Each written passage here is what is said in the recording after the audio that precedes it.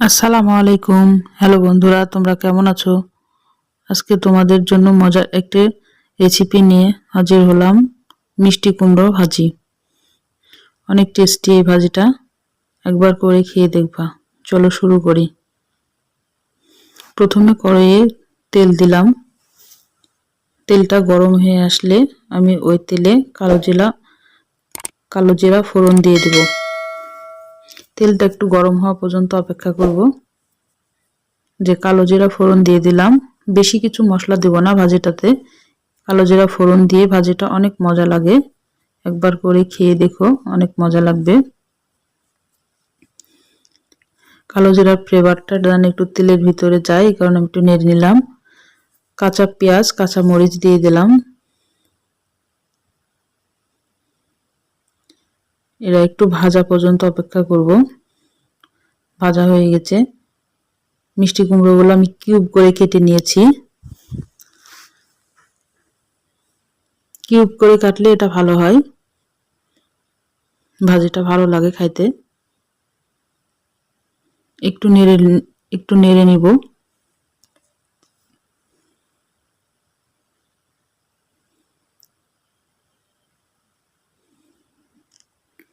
ভাজিটা একটু ভালোভাবে একটু নেড়ে নিব। নিয়ে আমি এই যে হাফ চামচ হলুদ গুঁড়া আর স্বাদ মতো লবণ দিয়ে দিলাম।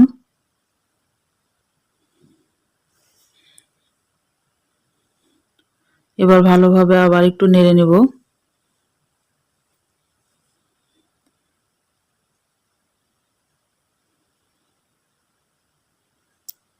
ভাজি তো একটু নাড়ার পরেই থাকতে হয়, একটু নাড়তে হয় বেশি। মিষ্টি কুমড়ার এই ভাজিটা একবার করে খেয়ে দেখো, আমি যেভাবে করলাম কালো জিরা ফোড়ন দিয়ে, অনেক মজা লাগে। বাস ঢাকনা দিয়ে ঢেকে দিলাম।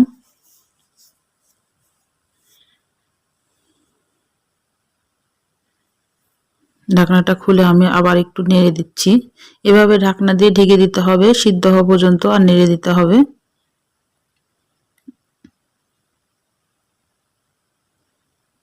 তেমন কিছু মশলা লাগে না, এমনি এইভাবে করলে ভাজিটা অনেক মজা লাগে।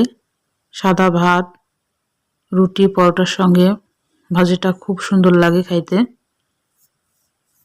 এভাবে করে খেয়ে দেখবা, অনেক মজা। কালো জিরাটা অবশ্যই দিবা ফোড়নে। আবার ঢাকনা দিয়ে ঢেকে দিলাম।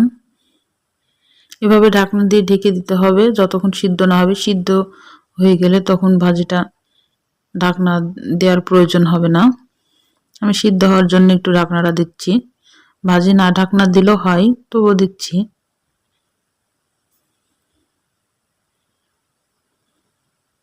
আমি সবটাইমে তোমাদের ঝটপট রান্না দেখানোর চেষ্টা করি। আমি একটু ধনিয়ার গুঁড়া দিয়ে দিলাম। এই ধনিয়ার গুঁড়াটা দিবা ভাজিতে, যে কোনো ভাজিতে ধনিয়ার গুঁড়াটা দিবা, দেখবা ভাজির টেস্টটাই অন্যরকম হয়ে যায়। একবার এইভাবে করে খেয়ে দেখো।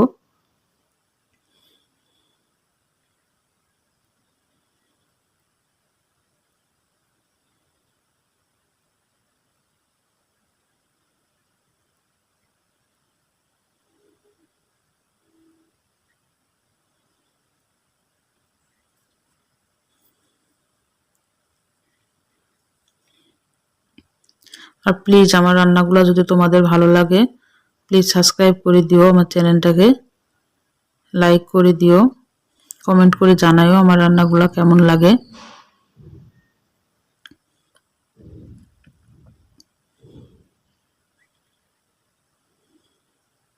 এই যে আমার ভাজি হয়ে আসছে, আর 2-3 মিনিট মতো রাখবো।